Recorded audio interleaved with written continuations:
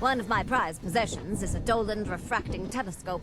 It has 3 inches of aperture and a 46-inch focal length, just like the one Maria Mitchell used to discover her comet.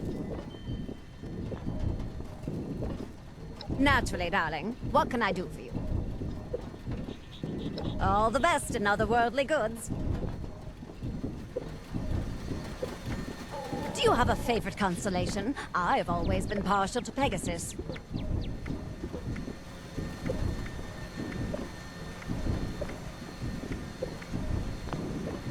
It's good to keep a detailed plan of the near future. When I'm not charting the stars, I like to chart a course for the rest of my week. Naturally, darling. What can I do for you? Have you forgotten our session already, darling? It doesn't seem like your aim is off.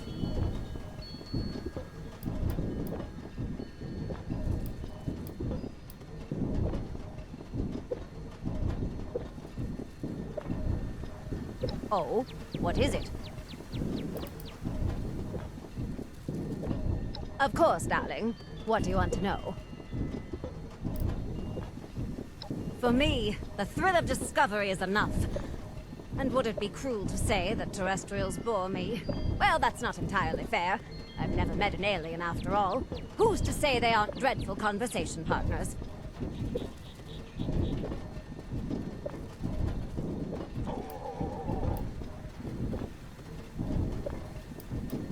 Why, indeed. I suppose, like all discoveries, the point is to not only learn about others, but learn about yourself. There's no denying that humanity is, more or less, a failed experiment. But it's an experiment that's been given a second roll of the dice. An encounter with an advanced civilization would give us something to aspire to be. Or at worst, give us an example of what not to become. And that's why I believe it's important.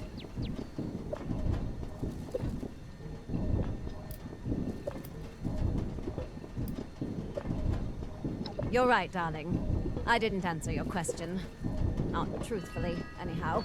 The reality is, as a teenager, I planned on majoring in one of the standard disciplines.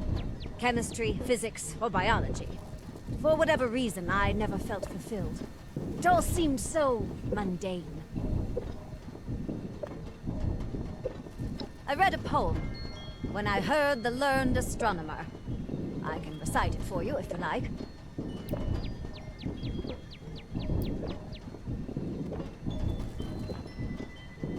Very well. When I Heard the Learned Astronomer, by Walt Whitman. When I heard the learned astronomer. When the proofs, the figures were ranged in columns before me. When I was shown the charts and diagrams to add, divide, and measure them. When I sitting heard the astronomer where he lectured with much applause in the lecture room. How soon unaccountable I became tired and sick, till rising and gliding out, I wandered off by myself in the mystical moist night air, and from time to time looked up in perfect silence at the stars.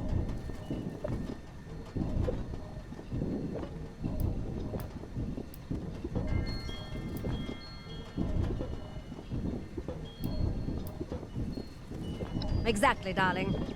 I feel it applies to everyone. From the astronomers who study the sky, to a mole miner burrowing tunnels in the ground.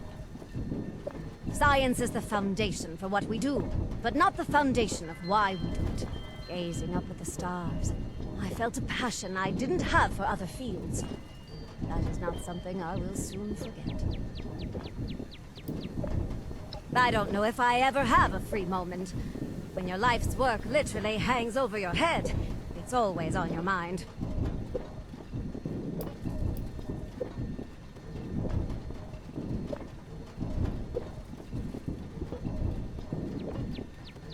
Yes, like the Sword of Damocles, but that's hardly the case. Astronomy is what I love, but even a loved one can suffocate you at times. In any case, to answer your question, I like to drink wine and play board games, believe it or not. It's the perfect way to disengage.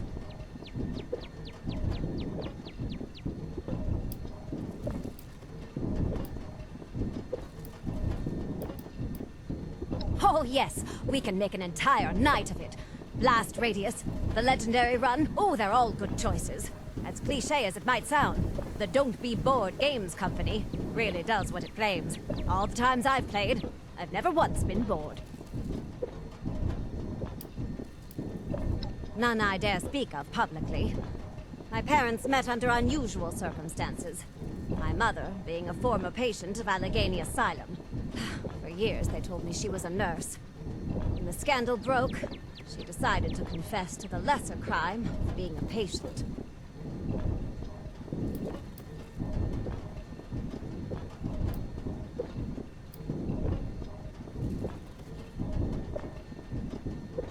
They died shortly after the war, thank goodness. At the time, it was quite traumatic. But now I realize they were spared the worst of it. A nail file and a cake? That's their version, at least. In reality, it was just university pressure. My father worked at VTU and was in need of Mother's help for a paper he was working on. He tracked her down, pulled some strings, and got her out. She stole a worker's uniform on the way out, though, which always amused me.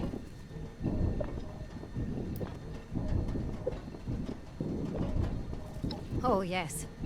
When your passion is studying little green men in flying saucers, it does beg the question, how far does the apple fall from the tree? I even found an actual apple tree and shook it with every muscle in my body. It was my own little Newtonian experiment.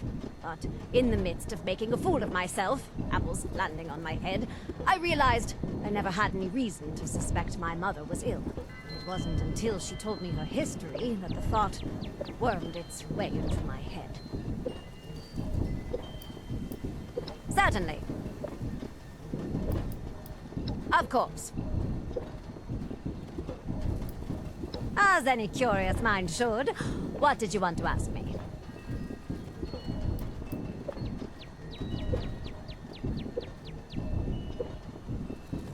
I'm of two minds, really. On the one hand, any sort of scientific curiosity and interest in astronomy is a positive force. On the other hand, if that information is presented in a scientifically inaccurate sideshow, some of that positivity goes to waste. To your question, do I believe in little green men, or that an evil green doctor is trying to thwart our attempts to travel through space? Well, I've seen no evidence to support that. But I'm not ruling it out entirely.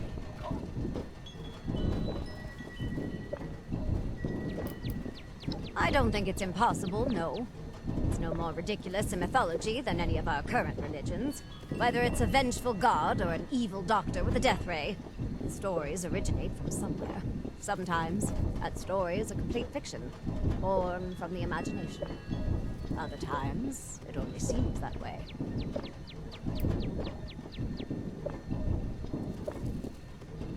I find his portrayal to be more absurd than Dr. Zorbo, to be honest. But only because he's meant to be a mirror image of man. And we delude ourselves into thinking we're better than we are. Especially the men. Certainly. There is one tale that caught my interest. A story about flashing lights, floating octopi, and, curiously, the smell of hot dogs.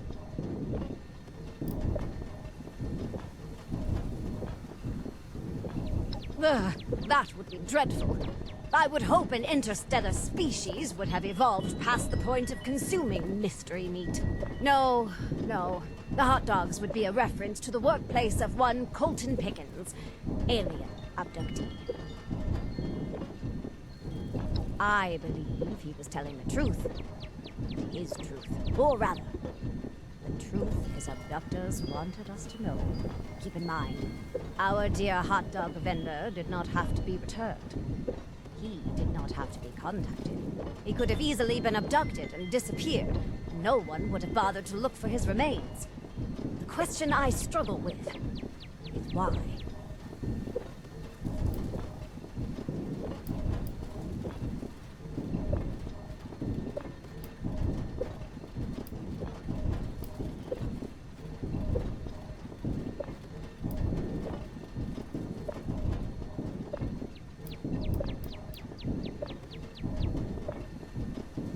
Not so drunk he forgot what happened.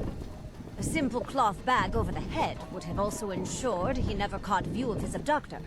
And he did view him, in stunning detail. Gray skin, black eyes. In any case, part of me is envious of our dear Colton. Makes me wonder what the criteria is for abduction.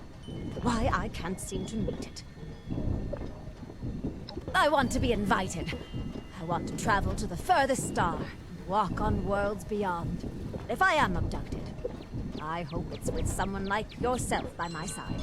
With my brains and your ingenuity, commandeering that spaceship would not be out of the realm of possibility. And then, we'd get to travel the galaxy on our own terms.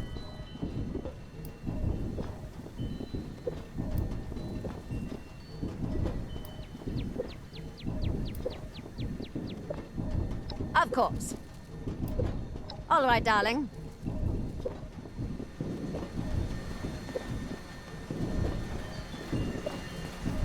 The clear sky bodes well for tonight.